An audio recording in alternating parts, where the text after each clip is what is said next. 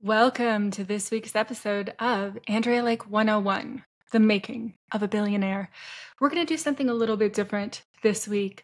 The first episode is going to cover from about 1998 to 2004, give you a little bit of the backstory. And the second episode this week is going to be called The Secrets of the Apprentice, Story Time.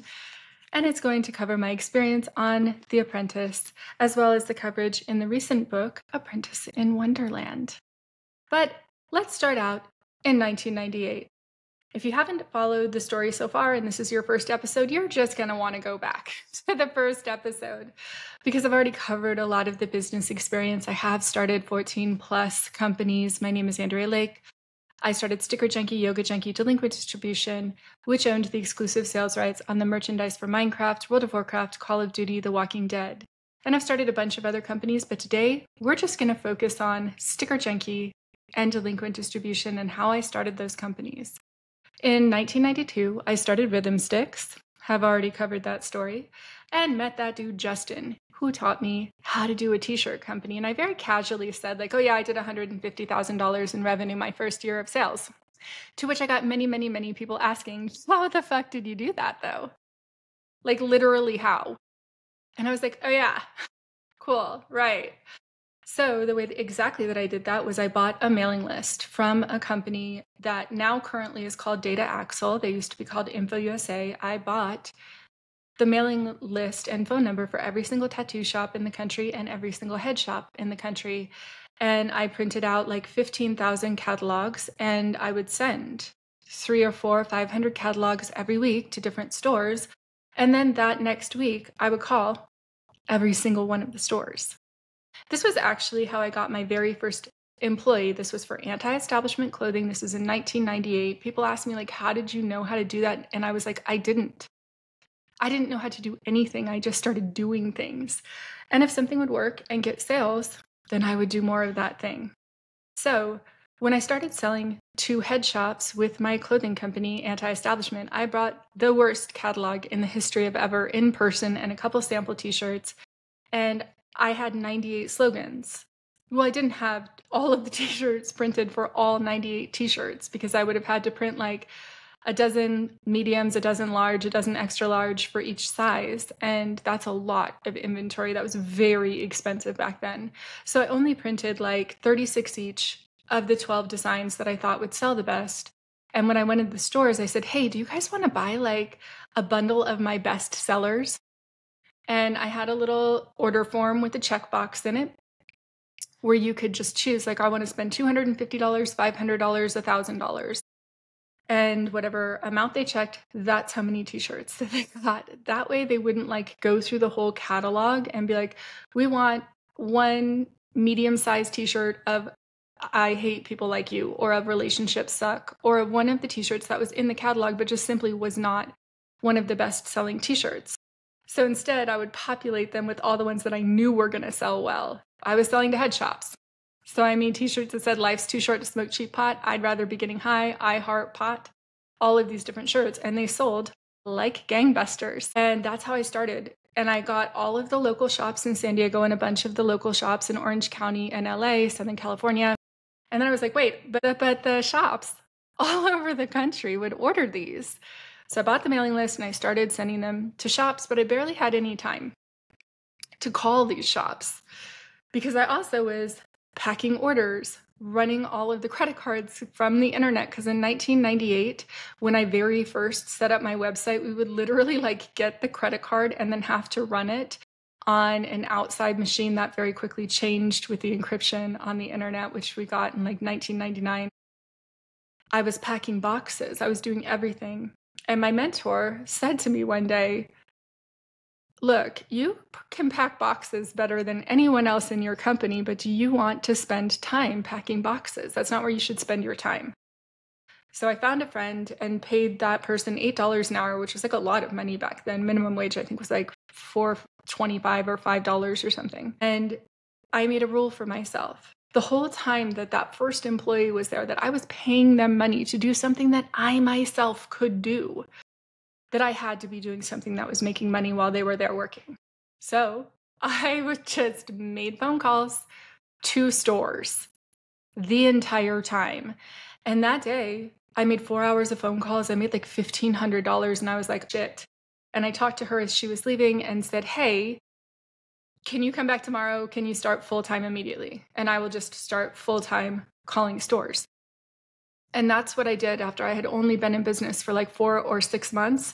I just started sending out catalogs, calling stores, sending out catalogs, calling stores. And all of a sudden, I had a lot, like hundreds of regular shops all over the country, tattoo shops and head shops and other kinds of cool shops that were wanting to buy, sort of offensive t-shirts. And I was like, wow, if I could duplicate this, if I could just increase this by 5 or 6x, then I would have a truly, truly thriving company. And I just started to think of all of the ways to do that and literally just duplicated what I was already doing.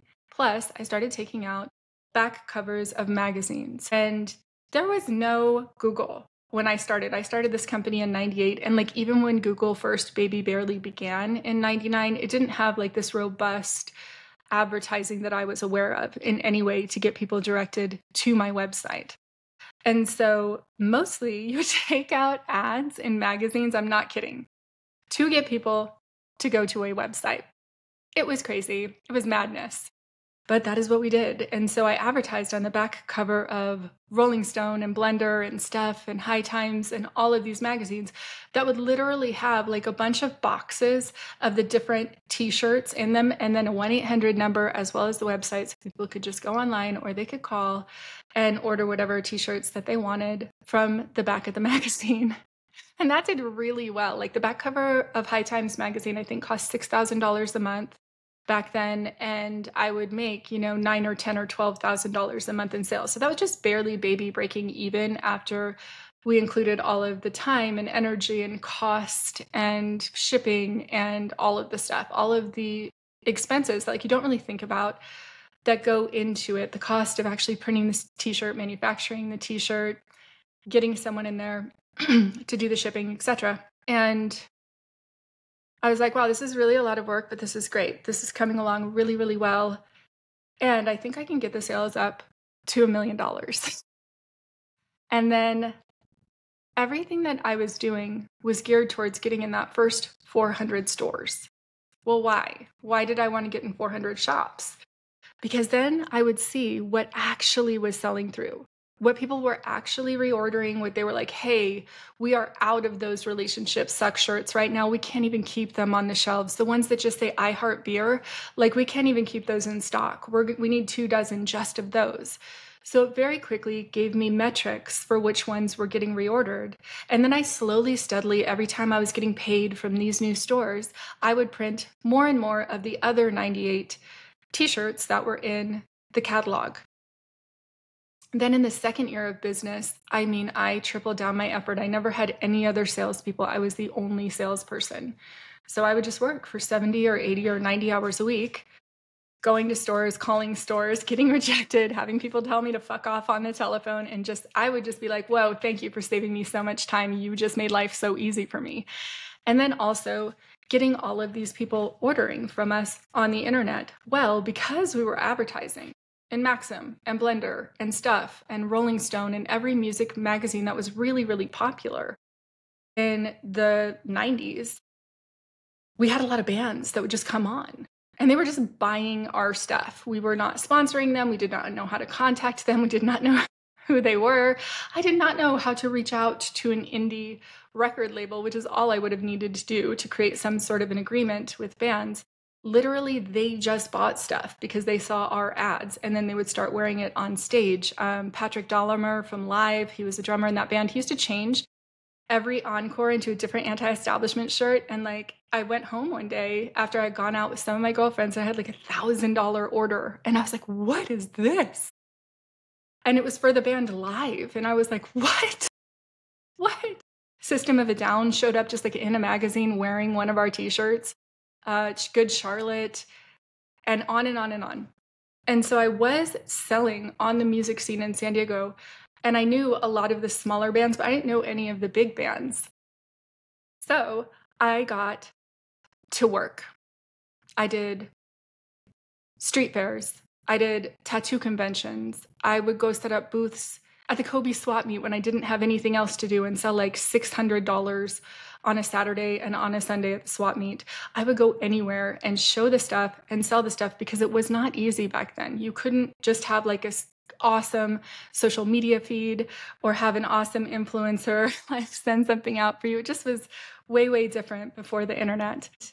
As I was doing all this, I sold at the very first Warped Tour. Now, I don't know if it was like the first show of the first Warped Tour. I think it was in San Bernardino or somewhere in Orange County.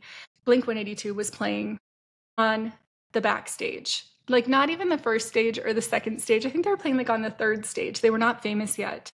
Their big single hadn't dropped yet, that first big one. But I knew who they were because they were a local San Diego band out of Poway. And my boyfriend at the time, who taught me how to do the t-shirt company, was good friends with like the lead singer's cousin. Those guys had grown up as brothers. I think that I am remembering properly who is who in this whole entire story, but come on, this happened like 25 years ago. That guy, the cousin, came to my anti-establishment clothing booth. That was, I kid you not, like in a gymnasium that had like basketball courts in some maybe community college or something. I do not remember what venue that this show was at, but it was not uncommon for colleges to have big shows like this back then. And the Warped Tour was not that big of a show back then. It was the very first year that they did the Warped Tour. And so the guy comes in and I give him a bag, and I mean like a big grocery bag full of t-shirts and stickers to give to the guys from Blink-182. And that was a lot. That cost me a lot. It was like $300 or $400 worth of merchandise. And I did not have a lot of money. And this was not a big band. And I always supported local music and I always supported local artists and bands. But for some reason, something just told me these guys are going to go big. Just give them a bunch of stuff. And so I did. And then a few weeks later, or a few months later, I don't remember the exact timeline, Blink-182 blew up. That song, and then This Is Growing Up. I think that was their first big one. It just like hit the charts. They went huge overnight. And they showed up on some maybe MTV interview or something, and they had an I Sell Crack for the CIA bumper sticker on the back of their car, which was one of my bumper stickers. And we used that in some way on the website because remember, I had my brother learn how to code, and he had coded like a way cooler website than I ever had seen before. And because he is an artist. So he learned how to code in whatever language that would have been back then and just made it. The first version of the website I got was so expensive and it was so fucking bad. It looked like it should be for a law firm. It had like this like super boring marble background of something like a law firm had because there were not really cool website on the internet in the late 90s. So he came in and made this awesome website that had a lot of content that actually made me like an early day influencer, even though I absolutely did not realize that. It had a recommended reading list. It had a recommended movies list. It had like a little blog thing that I would put in before that was sort of really a thing. And, or right in the early days, I guess, of that really becoming a thing. And it was a place that people could go and buy shirts, but they could also like get dialed in on cool things to read, cool album recommendations, etc. And I did that just because I wanted people to stay on the website longer and to come back and check what the new recommendations were and hopefully buy some t-shirts and stickers while they were there.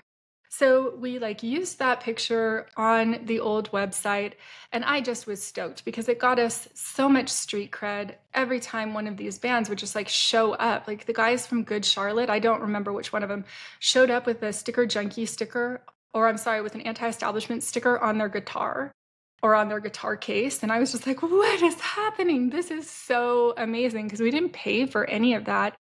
It just happened. Well, let's loop back around to Blink-182 because Blink-182 is the reason that I finally got into Hot Topic. I had been trying to get into the chain store Hot Topic. And I had been talking to them, like they started to take my calls here and there. And I was sending package after package after package after package over to Hot Topic. They kept saying, we like your stuff. It's really good. How many stores are you selling in? That's why I had the target to sell in 400 stores. And they're like, okay, you're not quite big enough, so we're not going to take you on quite yet. And then I crossed the threshold of getting those first 400 stores. And I said, hey, look, I'm in 400 stores. Will you sample my stuff? And they did, but they only sampled the stickers, and way more of the money back then for me was in t-shirts, because I was making t-shirts from anywhere for $1.85 to $2.15 out the door cost. And Hot Topic was buying them back then for $7.85, or it might even have been $8.15. It does not work that way anymore. This is a long time ago. So there was this tremendous profit margin to be made by selling to big chain stores where they themselves had hundreds, or in some cases thousands, of locations. So they start testing the stickers, and I mean, the stickers are selling like gangbusters. They are selling so well. But a full store reorder of stickers was like $6,000 or $7,000, which was like manna from heaven. That was so much money. That was so much money. But if I could get a reorder on t-shirts at $8 each, and they would order like 7,000 or 8,000 t-shirts, that was 50 or 60 grand, of which a very lot of it was profit, like $32,000 or something on a $40,000 order would be profit, or whatever, 27,000, a huge percentage was profit. Whereas when I would sell stuff to mom and pop stores, I didn't have all 98 of the designs. So if somebody ordered one new t-shirt, I would have to go and make 36 of that t-shirt and then stock the inventory and then have people come in and do a pick and pack system. And it was just a lot of work. With Hot Topic, I only had to manufacture exactly what they would sell.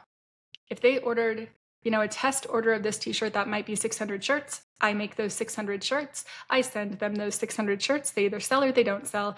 And if they reorder, it's 7,800 shirts. There's no extra. There's no overage. There's no wasted money at all. I'm only making what I'm receiving orders for. And I was like, well, that is so much easier. Let's go do that. So finally, they're carrying my stickers, and I keep reaching out to the t-shirt buyers and saying, hey, these stickers are selling so well. Will you buy these as t-shirts? These stickers are selling so well. Will you buy these as t-shirts? And they keep saying yes, but not placing an order. Well, remember that we have this connection to Blink-182. And Blink-182 never forgot that we gave them shirts and merchandise when they were a small band and they hadn't made it yet. So somehow the cousin reaches back out to my boyfriend at the time and says, hey, we got you backstage passes for this first homecoming show. They were selling out the sports arena. They were headlining. It was a whole big deal because they were a San Diego band and they really have made it big. So there was a lot of San Diego pride going on in their first big show back in San Diego. And again, this happened 25 years ago. So if I get some of the details slightly off of that, it was 25 years ago. And I want to be really clear. I don't know the guys from Blink-182. I have said this story on other podcasts before, and my business partner knows them. Several of my friends know several different band members, but I personally do not know. So I don't know from their experience if they understand how very big of a deal what happened next was, but it changed my life. It changed the whole entire course of my whole entire life. So they give us backstage passes to go to this show. We're super psyched. And I got really sick. I got the flu. I mean, I got sick. And I just absolutely could not go. And I also didn't want to give everybody else the flu. But more than that, because we weren't really aware of how stuff like that worked, or I wasn't really aware of how stuff like that worked when I was 23, I just couldn't go. I was so sick. So instead, I packed them 2 full bags of merchandise. It had to be like $1,000 worth of t-shirts. And then I was too sick to figure out what stickers to give them. And we used to sell these huge sticker packs to tattoo shops where it would be 12 each of every single design, which is like over 1,000 stickers. So if you're one of our customers for Sticker Junkie who orders 1,000 stickers, you know that is that's like a box of stickers. That is so many stickers. Like, what is any one band going to do with 1,000 stickers? That is a ton. So I hand over the stuff to his cousin. He comes over to our apartment in Pacific Beach, our cute little cottage, to pick it up and take it over to the guys in the band. Well, in the interceding time, since I had known of that band or seen that band last at the Warped Tour, it was only like maybe 6 or 9 months later or something maybe. And Blink-182 had gotten under contract by Hurley. This is my understanding of what happened. Again, I heard all of this secondhand through local DJs, through my own Hot Topic buyer, and through friends who were at this show. So they were under contract by Hurley, so they couldn't actually wear anti-establishment clothing on stage.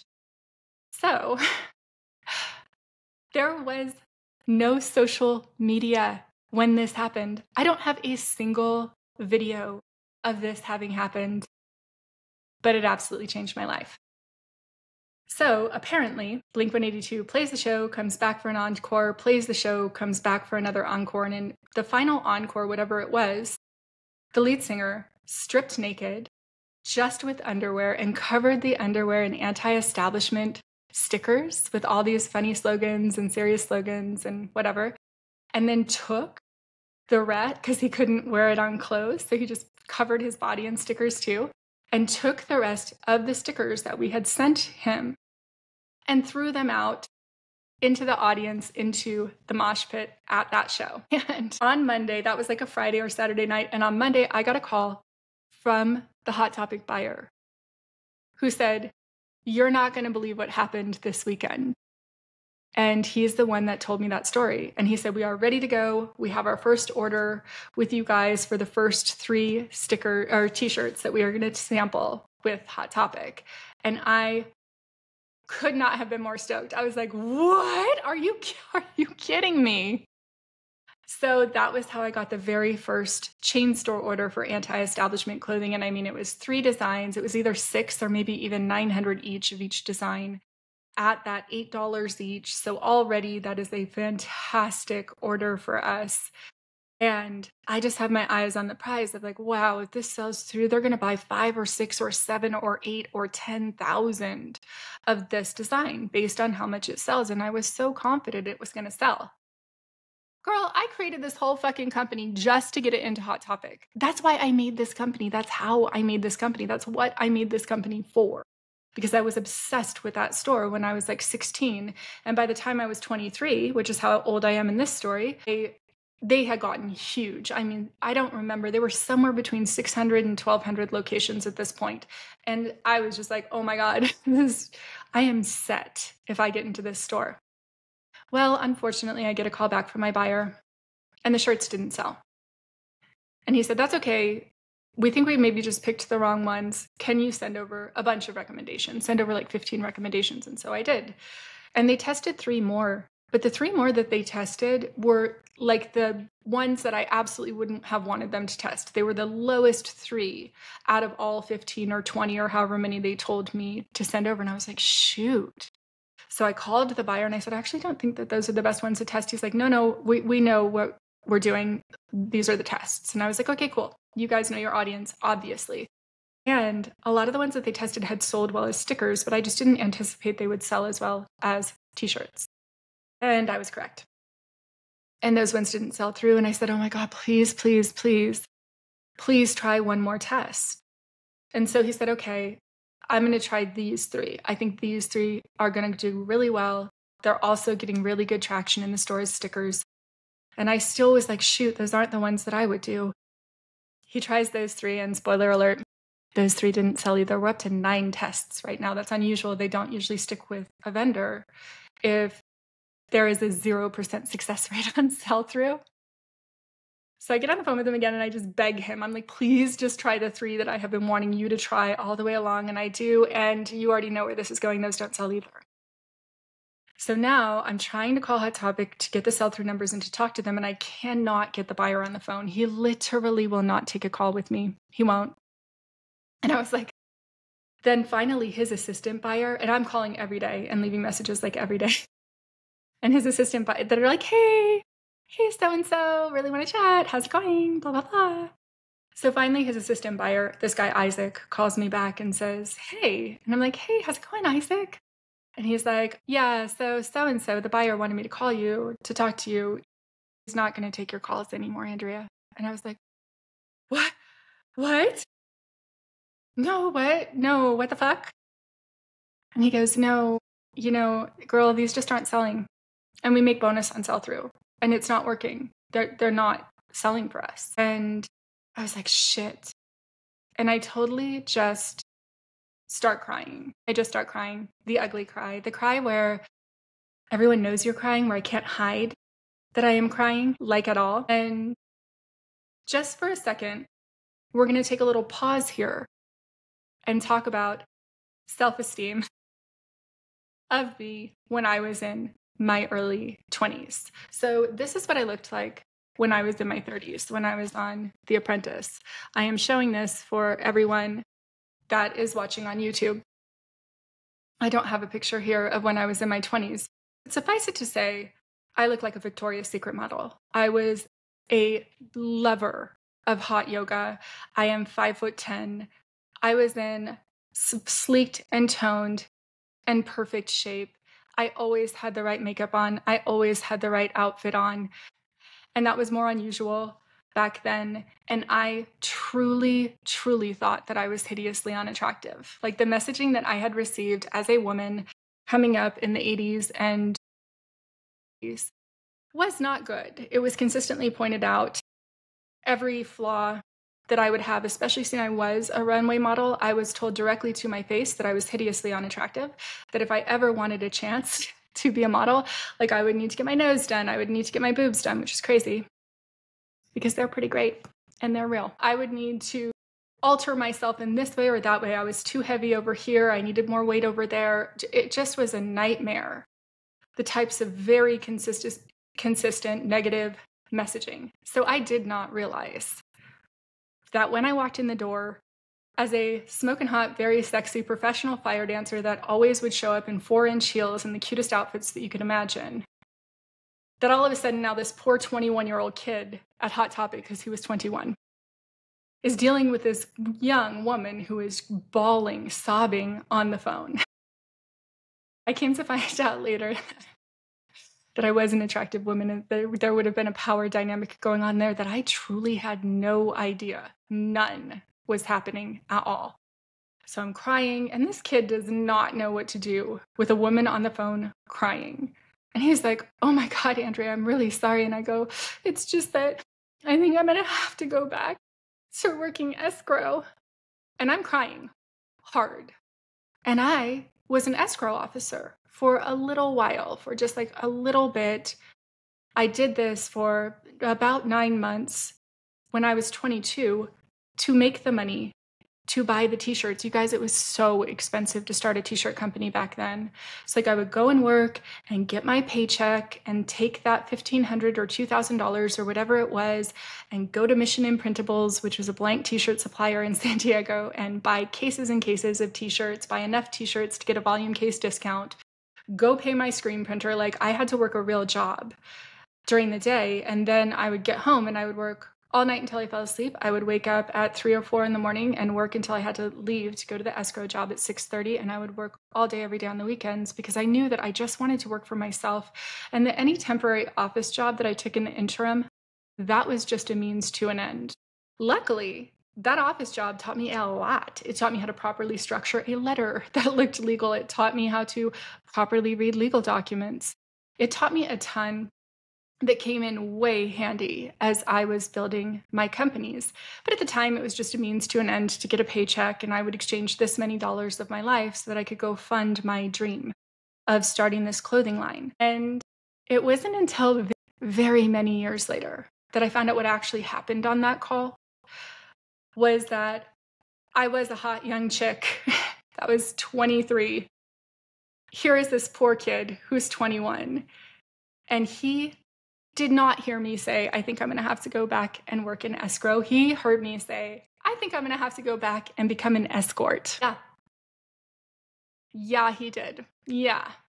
We just need stuff that's more like funny, that's more like joke style t-shirts. Here's what you got to do.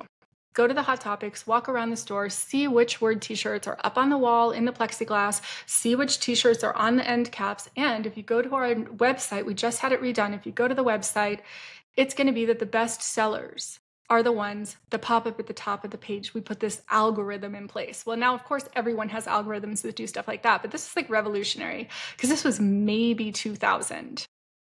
And so I did. And I still was crying, and I immediately did not miss a beat And I said, okay, I'm going to do exactly that. It's funny that you say that I should be doing this because, and I'm still crying. I go, because I just came up with this company and it's called Delinquent Distribution. And I'm going to have 90 designs to you in 6 weeks. I had done no such thing. I didn't know if that name was available. I didn't know anything. Thought of it on the spot in the moment and said, I am just going to do this. Now, I want to make it really fucking clear. There was no 99 designs back then. It was not easy to just reach out to artists to come up with artwork to get design. I didn't know anything that I was doing, but I knew one thing. I did not want to have to go back to an office job. I couldn't. I had to figure this out. And even though I was making a lot of money on the mom and pop stores, I just knew that I needed something bigger because there was barely any profit in the mom and pop stores. I kept having to reinvest in the next thing to get to more and more stores. And I immediately would have profit if I sold to a chain store. And I knew it. And so I immediately don't even put the phone back down on the receiver for people who are like 40 and older. You'll know what I did. I took my finger and I pushed down the hang up button and I immediately called my biggest competitor. I had already looked them up. I had already had this sort of like inkling of an idea that I wanted to talk to them to do something with them. And I knew that this competitor thought I stole his business model because we had a mutual friend who told me that. And I just laughed. And I was like, I never saw his website before I came up with my company. And when I got on the phone with him, the guy said, yo, you stole my whole business model. I'm like, what even are you talking about? And he said, you have black and white t-shirts with like a typewriter style font. And I was like, yeah, I do. You did not create that. There's a lot of companies that have black and white t-shirts. Like what are you talking about? And he said, well, we have two of the same t-shirts. And I said, I know, I saw that when I saw the website, but one of them says product of society and the other one says the word antisocial. So of course we both just came up with shirts that say that. Product of society, I think I got from like a Rage Against the Machine song. And antisocial, I just had a bunch of cool one word t-shirt slogans. So I totally diffuse the situation and I tell him my idea. I said, hey, look, I know that you're moving a lot of product, except that I noticed that you're not in chain stores. So right now we'll take one moment to say it is a pain in the ass to sell to a big chain store. You have to jump through tons of regulatory compliance. You have to have all your little duckies in a nice little row. You have to have all of your different licensing and permitting done properly. You have to make all kinds of declarations of where your things are being manufactured, of how you can afford to factor the order. It is just like a whole entire process to get a vendor number at a big chain store for all kinds of reasons. And most of my competition that wasn't selling in chain stores, my guess was they just got caught up somewhere along the row of doing all of this compliance or of having to come up with the terms to manufacture $40 or $50 or $60,000 worth of t-shirts per design. That is a lot of money to come up with on the front side, even if it's only costing you 25% to manufacture the product. Like that's still 10 or 15 grand per design that you're going to have to come up with and pay for in advance. And that store is not going to pay you for 30 or 45 or nowadays, sometimes even 60 or 90 days. So you have to be able to float that amount of capital for potentially 3 months, maybe even 4. And that is a big ask, especially for a 23-year-old. So like, how the fuck did I do that? That is a very good question. I will answer it later. So I'm on the phone with one of my competitors and I say, hey, look, I will do all of the upfront work. I make about 50% profit after every single thing is said and done. So I will give you 25% of the gross. That is 50% of the profit or just about. And you don't have to do one single thing. Send me the artwork. I will handle everything. I'll factor the order. I'll do the whole thing. And he said, yes. He actually said, we need to get to know each other better before I agree to do business with you. I said, that sounds very good. I will fly you out to San Diego. And I spent like my last $1,200 on a credit card, flying him out to San Diego, putting him up at a nice hotel that was like in Pacific Beach by my house. And thank God he said yes, because that was a big risk on my part, but I was pretty sure I could talk him into it. And then I immediately started calling all of the local San Diego clothing companies that I thought I would be able to sell to Hot Topic. And when I tell you every single one of them said yes, every single one of them said yes, except for that I didn't offer them 25% of the gross. I offered them 12.5% of the gross.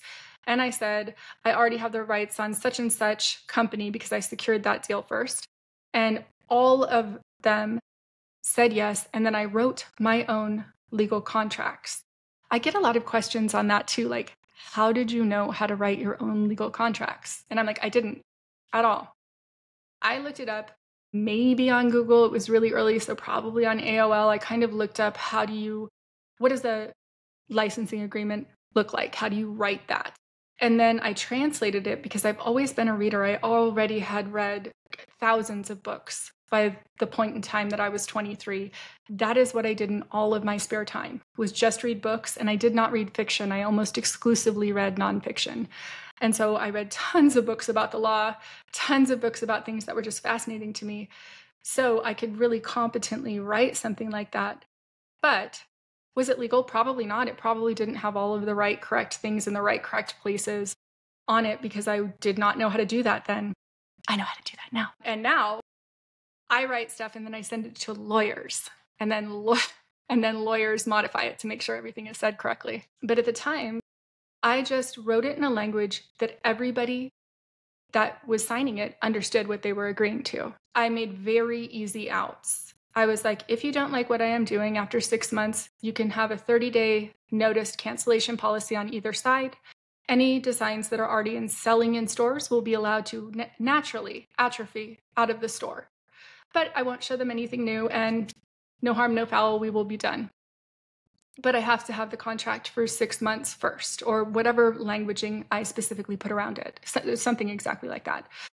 And sure enough, no one ever broke one of those contracts. No one ever tried to get out of it because all of a sudden they were getting mailbox money. Remember the crack mailbox money that I talk about with Minecraft and Blizzard Gaming? Now all of a sudden I was the one providing that kind of money to other people because I was selling so much of their merchandise. I have all of these different clothing companies. I have them in my catalog, and now I get to go to the stores. It took about 3 months to put that catalog together. It was a grind. So not only did I send that catalog over to Hot Topic, I also sent it to Towers Records, to Hastings Entertainment, to Miller's Outpost, to Mr. Rags, to a ton of other stores that were really big in the late 90s and early 2000s. And I immediately got a call back from Hot Topic, and they said, this is fantastic. We are going to test some designs for you. Be on the lookout for those in the next week or two. And then I also got a call back from Mr. Rags. And one of the former assistant buyers over at Hot Topic had gone over and become the lead buyer at Mr. Rags. So it was his first time being the head guy. And when I got there for the meeting with them, he came and sat in the meeting for just a minute and saw the catalog that I had brought up, the flyers and the folder and all of the test t-shirts. And he said, this looks great. And he passed it off to his assistant and said, she is my favorite vendor. Buy whatever she has to show you. By which I believe that he actually meant buy 3 or 6 designs or something.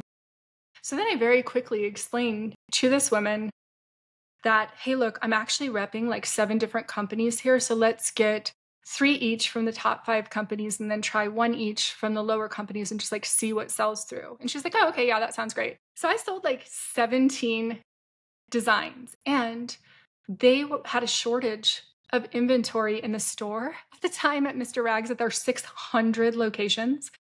So they didn't have a lot of time to test stuff before Black Friday was coming. And remember, this is like pre-internet for commerce. So Black Friday was huge. So they did full store buys without testing on a lot of that merchandise, a lot. So it took me 3 months to create that catalog. And within the following 3 months, so 6 months total, I had sold $1 million plus worth of merchandise. I, in fact, had made $1 million in profit in 3 months from all of these chain stores. Manna from heaven. How did I know how to do that? I didn't. I just kept doing it. And I came later to find out that I was doing the process wrong. One of my competitors actually told me that. They're like, wait a minute, so you don't mock this up and give physical samples of every single thing that they might buy? And I'm like, no, I just send them a GIF with a little, or a PDF with a little different slogans and tell them I think these ones will do well. And they're like, they don't require you to do X, Y, Z, all of these proper ways of submitting things, all of which are really expensive. And I was like, no, not doing any of that. So it actually worked to my advantage, not knowing quite the proper procedure. And I know I mentioned this when I talked about going back up to Hot Topic and bringing the cookie tray, but I always did that. And nobody else was doing that like at all. So when I would walk into the Hot Topic meetings and I'd have all this fun stuff, I would have tons of merchandise to give them as samples. I would have tons of packages of the types of t-shirts that I knew that they would like in their size so that they themselves could be wearing my stuff. And all of these cookies and all of this fun food that I would bring with me. And that was it. That was how all of those sales scaled. I so very, very quickly was selling millions and millions of dollars worth of t-shirts. And then the first little mini crash came. It was 2001. The dot-com bubble had burst, and there was a bunch of ramifications across retail too, because people were just barely starting to buy stuff on the interwebs back then, which meant that those sales were coming away from somewhere. And where they were coming away from was specialty chain stores, which is what I sold to. Also, like Target and a bunch of other companies started having a really cool word t-shirt section, which they didn't really have before. And their word t-shirts were like $7 or $8, not $16 to $18, which is how much they cost at a store like Mr. Rags. And so all of a sudden, the market's a little tighter. And then I do these t-shirts that said, "What would Ozzy do?" Now, everybody knew which Ozzy I was talking about, and I didn't understand legally that that was a total gray area. I just thought it was a funny shirt. I sold it to Hot Topic. They thought it was a funny shirt, and it had 40% sell through in the first week. So when you're selling to a big store, they are looking for 10% sell through per week. I have already described this in a previous episode. So if you want to know how that works, go back and watch the other episodes. Well, this didn't sell through at 10%. Instead of sending them 900 test t-shirts and 90 of them sold, I sent them 900 test t-shirts and almost 400 of them sold. It was over a 40% sell-through rate. It was the highest sell-through rate on any t-shirt before or since that I ever have had in any store ever. So they placed a massive reorder. It was like, I think it was 28,000 units. It was so much more than they usually buy. Like they placed their first order and it was for the sample order, 600 or 900 shirts. Then they placed a second order for like maybe 6,000 or 7,000, and it still was selling through at 40%. So they've ordered like 28,000 of them. And I bought all of the stuff. I produced everything. Those exact t-shirts at that exact time probably cost me out the door with everything said and done, $2.50, $2.60. So I am like waiting for my big cash out on this. And I'm so excited because I know that once this sells, it's going to sell and sell and sell and sell and sell and sell and sell. They're just going to keep reordering it. So then I get a call from Hot Topic. And they say, "Hey, so have you already produced those What Would Ozzy Do t-shirts?" And I was like, "Yeah, they're ready to go. I'm shipping them out tomorrow." And they go, "Well, we have a problem. We can't receipt those into our system." And I was like, "What?" And they said, "Yeah, so here's the deal, Andrea. We know that's not fair. We are very sorry that you have produced them already. But we got a call from whichever company it was that owned all of the music licensing rights, and they owned the rights on Ozzy Osbourne. So they were going to produce that shirt." And I was like, "Oh shit, fuck, that makes sense." But I really hadn't thought of it. And I said, "Well, it doesn't say Ozzy Osbourne," except for I knew that that's what everybody knew. That's why they were buying the shirt. And I really didn't understand that gray area. I thought it sort of would fall under like a parody shirt. And so Hot Topic said, "Well, it does. It does actually. And they don't have like really a legal leg to stand on. If you hammer this out with them, then maybe you'll win. But here's the thing. They have told that if we don't dump this design immediately and start purchasing it from them, that they are never going to sell anything else to us." And this was, I'm not going to say the name of the clothing company because I can't remember if it's the clothing company I'm thinking of. I think I know who it was. But it was this huge, massive clothing distribution company that had the rights on Rolling Stone and, I'm sorry, the Rolling Stones, the Beatles, like everyone. And Ozzy Osbourne and all of these huge bands. And it was a whole entire wall of Hot Topic. And basically one company was the hugest player in that space, and that was it. So Hot Topic said to me something along the lines of like, you can force us to take this because you really haven't done anything wrong. But if you do, we will never, ever, ever, ever, ever buy from you again. And this is a technique that I myself use and have used. When it came up that I needed unlimited terms, I really did need them. This one company kept selling me blank t-shirts, selling me blank t-shirts, selling me blank t-shirts. And at one point, I owed them $140,000. So I didn't have $140,000. I didn't have anything to collateralize myself to make it look like I had $140,000. I was still, remember, like 23 years old, maybe 24, renting a little cottage in Pacific Beach at this point. So they said, well, we can't sell you any more t-shirts until you pay us this $140,000. And I was like, oh, okay, cool. Okay, cool. I understand. I do understand that.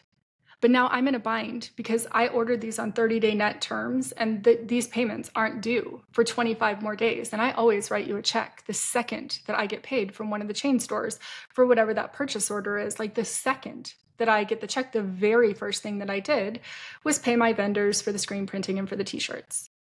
So I understand if you can't extend me any more terms than this. And I understand if you ratchet back my terms. But I want you to understand that I need these t-shirts, and I don't need them next week. I need them today because I have a really tight turnaround time on all of these reorders. And I just got like $400,000 in reorders. So not only do I owe you $140,000 worth of t-shirts, I need another $100,000 worth of t-shirts right now. So I need you to extend me unlimited terms. And the guy at the phone, who's a business guy, who I still know to this day, just started laughing. And he was like, Andrea, I can't do that. No bank will sign off on this. This isn't like a decision that I can make. So now I'm going to give you a total pro tip in business. Every business contract, every business negotiation, every negotiation of anything is just a conversation between two people. Money is a made-up, not real thing. As we have seen in recent years, everything is malleable. Everything is up for negotiation. Everything. So if you decide I really can make my own rules with this particular vendor or this particular person and you propose something, the only thing that has to happen is that person who has the power to say yes agrees with you. That is it. That is all. That's the only thing that has to happen. And then that thing gets done.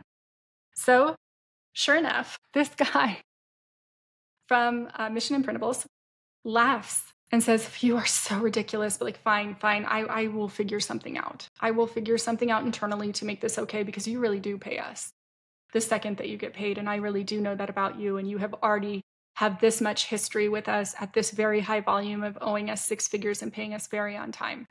And so he came up with some secondary way to just get me approvals. And I said to him, if you don't extend me on limited terms, if you don't get me this $100,000 worth of t-shirts, I will figure out a way to pay you the $100,000 that I owe you right now. I mean, that was like ridiculous. I didn't have access to that kind of immediate capital. Because remember, when you're starting something like this, you have way more money going out than coming in. So I said, I will figure something out. I really will. But if you don't sell me these t-shirts this time and get me on limited terms, here's what I promise you. I promise you that I will never, never, ever, ever, never, ever buy another t-shirt from you again, not one. And this, where we're at right now with me needing this volume, I've been in business for 1 year, and I'm going to do this for the next 10 or 20 or 30 years. And I promise you this on the backside. If you do help me out right now, when you have no fucking reason to help me, who am I? How do I owe your company this much money? If you figure this out internally and you get me on limited terms, I will never, never, ever use anybody else, never, to buy t-shirts. I will always buy t-shirts from you. I will always tell all of my friends who own huge t-shirt companies to buy their t-shirts for you. I will always recommend you. I will never charge you a penny to recommend you, ever. And guess what? I just said Mission Imprintables 4 or 5 times. MissionImprintables.com. If you need a blank t-shirt supplier in Southern California, go to them. I never have charged them to say that. When I taught my t-shirt company course, when I wrote my t-shirt company book, I recommended them. I did not ask for any kind of kickbacks. I never will, because they worked with me from the beginning. That's been my technique a lot over the years.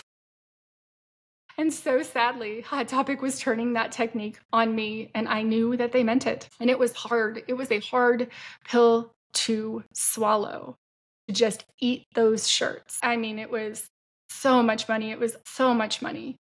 It was more than I had.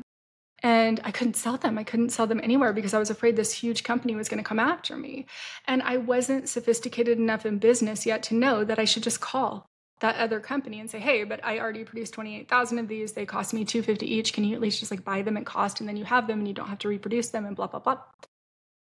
I just didn't know how to do that at the time. And I ended up giving them to some like hurricane relief fund. So then there was like tons of people down in South America wearing What Would Ozzy Do t-shirts. That's where those t-shirts went. And as a result, I saved my relationship with Hot Topic. But unfortunately, at that time, they started to really decrease their buying anyways, and Mr. Rags went out of business. Yeah, they did. Yes, they did. With their 600 locations, leaving me holding deep, large six figures of unfulfilled purchase orders, of which I had already produced some amount of t-shirts, a lot of which also went down to South America with hurricane relief efforts, or Central America or somewhere. I don't remember where. It was through some third-party place that takes care of stuff like that so that it doesn't go in a landfill. And all of a sudden, I was so very deeply in debt, and $272,000. And that is when I really started to go hard into Sticker Junkie, because I knew I would dig my way out of this debt with the chain stores once they started buying again. They just weren't buying as much right then. None of them. They all sort of had slowed down their buying at once. And I knew that what I had was a company that dealt with a very small number of clients, but with a very, very big average purchase order, like an average purchase order of $50 or $60 or $70,000, but I only had like 5 or 6 clients. And what I needed also was something that was a little bit easier. That was like a lot of clients, like hundreds of thousands of clients, but that might need $25 or $30 or $100 or $200 worth of something. And I also knew that I was just kind of over it with anti-establishment. I didn't really want to sell super offensive t-shirts anymore. I was really getting into yoga. I was really getting into meditation. I knew that I wanted to move to Sedona, Arizona, and I just didn't want to put all of that fuck you energy out into the world anymore. So I started really digging in to launching Sticker Junkie and to getting those thousands and thousands of clients that wanted a small dollar order to counterbalance this company, Delinquent Distribution, which was selling huge volumes of cash.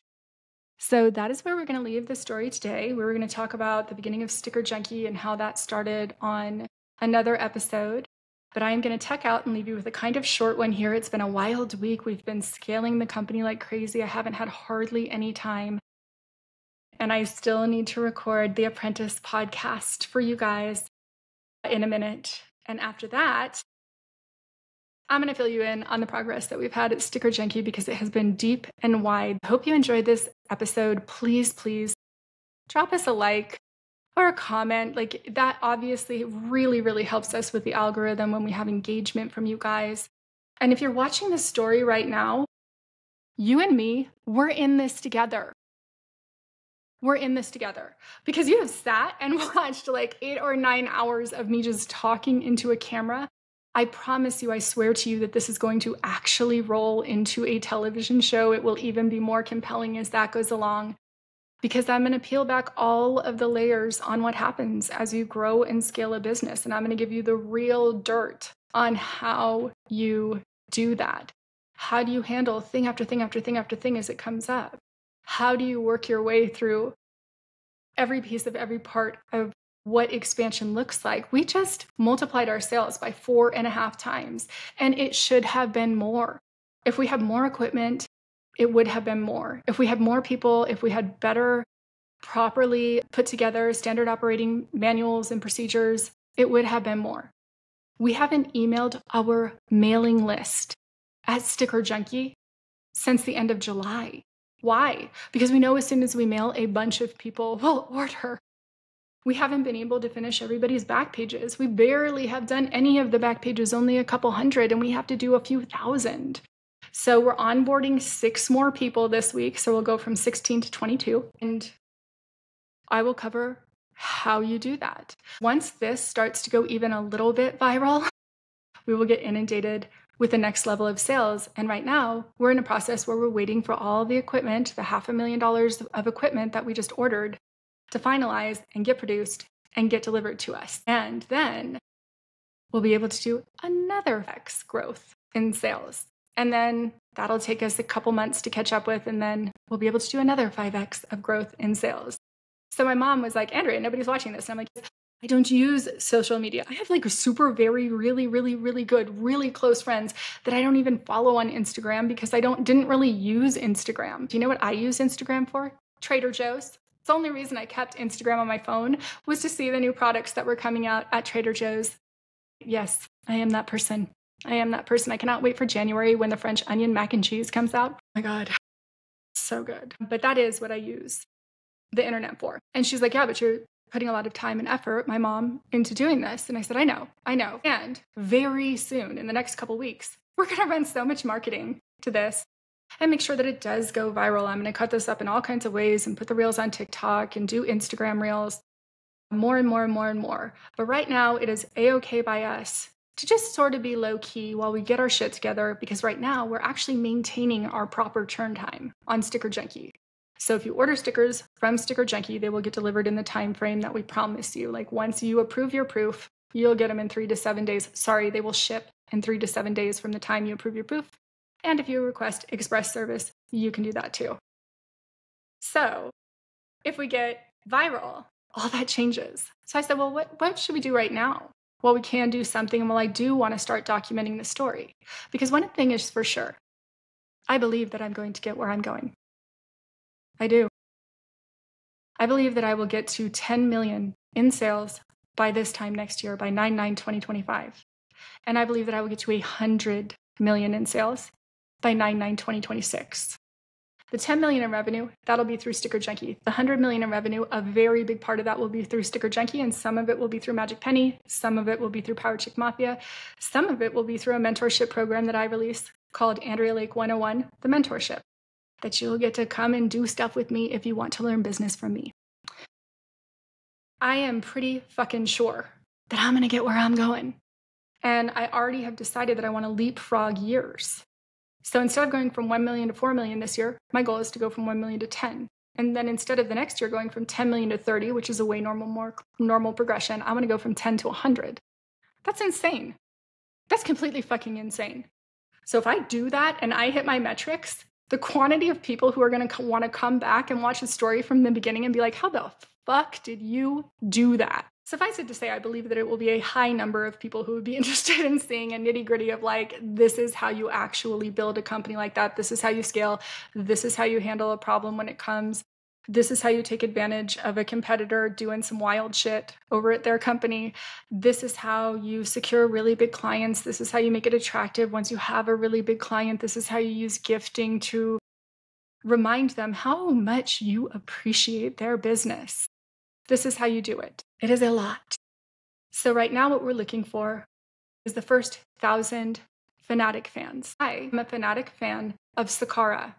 For those of you that want to go check it out, it's at sakara.com. It is a vegan meal delivery service. The food is never frozen. It is completely fucking delicious. That is what I eat every week. It is expensive as fuck. It is bougie as fuck. All of that I am super aware of. And it's amazing. And I love it. And I talk about it all the time. And I talk about it to all the people. And they do not pay me. I am not sponsored by them. They have the best customer service. Once you spend a certain amount of dollars with them, you have your own private concierge that just like makes shit happen for you, which we absolutely have stolen and are implementing into our company because it is very smart to do that. And I talk about them. I've talked about them, I believe, on just about every episode of this podcast for free because I am a fanatic fan of theirs. I'm a fanatic fan of Morbid, the podcast. Same thing. I am a fanatic fan of The Walking Dead. I'm a fanatic fan of Trader Joe's. I am a fanatic fan of local juicery in Sedona. I'm a fanatic fan of a lot of different companies that I just love what they do. You'll notice a lot of that is food because I love good food. And so what I'm looking for is the first 1,000 people who make their way through this episode, through episode 8 and through the next episode, episode 9. Because that means that people are actually watching. That means that they're actually tuning in and they're curious and they're with me on this ride. So if you're with me on this ride and you want to see what happens next, please like this video. Please comment on this video. I know there's only, 95 people that are up to speed with the last update episode. And so we're 10% of the way there, 9.5% of the way there. And hopefully we will, in the next week or 2 or 3 or 4, get to those first 1,000 fans. And then we're going to really start rolling out marketing. I'm going to work with Andy Stack, who is the person that originally made content creators get paid through YouTube. He was at YouTube for 6 years. He led that team. And with a bunch of my other friends that know how to get stuff in front of a lot of eyes, we'll be working into that. And I just can't wait to see how it goes. But if you are one of my first people who is watching this journey with me, probably I know you. So hello, thank you. And like and comment, and I will give you the real deal skinny in the next episode on my time on The Apprentice. It's going to be a very fun episode because my NDI in that show was over decades ago. So I'm going to tell you how all of that happened. I hope you guys have a great day. I hope you're fucking hitting it hard after your dreams this week. I hope that whatever it is that you want to create in your company, in your business, in your life, that you are doing that. I did also just want to give one quick update on the weight. I am down to 168 pounds. So I have stayed steady for the last few months. I'm busy, hasn't been my focus. But now that I'm finally moving in to the new apartment that has a gym right downstairs, I'm hitting it hard again and going with Sakara. But I wanted to make sure to say, I know for sure that the right weight for a woman is whatever weight she is that day. When I'm a little bit heavier and I'm a little bit thicker, that is just fine. I personally prefer to be really sleek and toned. And I really wish that it would stop being something that we comment on other people's appearance on. But I am excited to share with you my journey. I'm doing it naturally. I'm eating vegan food and doing a lot of yoga. It's a slow and steady process. Here we go. All that I'm aiming for now is the next 10 pounds down. So I'll keep you guys posted with how that goes. It'll probably take me 2 or 3 months to get there. Slow and steady, easy does it, because mommy still likes wine. So I'm sure that I will have some cocktails between here and there and some grilled cheese between here and there. But I'm just basically doing like 90% of the time clean eating Sakara. And then 10% of the time dark chocolate peanut butter cups in my coffee and some grilled cheese sandwiches, as one does. I hope you're hitting it hard. I hope you're having a great day. And I'll see you next time on Andrea Lake 101, The Making of a Billionaire.